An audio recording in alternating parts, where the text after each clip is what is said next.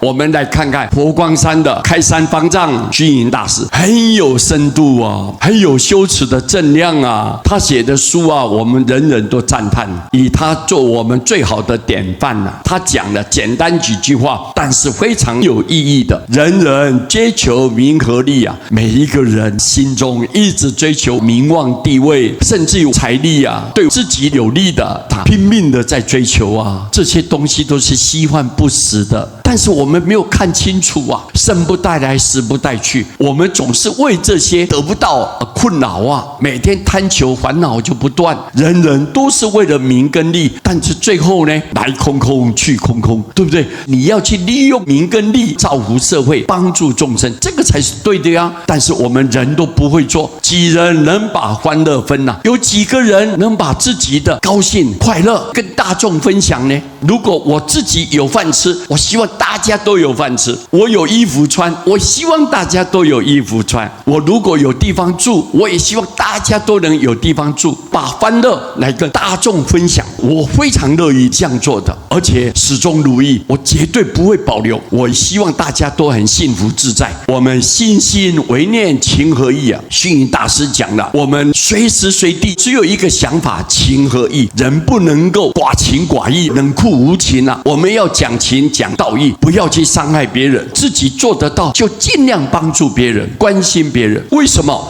因为普天尽是有缘人啊，整个天下不管哪一个地方、哪一个国家、哪一个角落的人民百姓，都是跟我们有缘的人。佛陀讲，大地众生都是我们的六亲眷属啊。我们来转世投胎，不是只有一次、两次、三次，我们几百次、几千次、几万次，甚至上亿次。我们每一次转世都有跟别人接触交往。那么这些交往过的众生，我们虽然在转世过程不认识了，我们已经跟他没有什么接触，但是过去世当中，我们跟他一定是有缘分的。我们不能够跟别人敌对，为了争取自己的利益而来伤害别人，不可以这样做。虚云大师讲了，整个天下都是我们有缘的人，我们如何能够帮助大家走向更光明的未来？这个是我们应尽的本分。虚云大师几句话让我们当头棒喝，给我们很大的警惕。我们应该要按照大师讲的话，好好的去推动。这一章跟各位大家分享，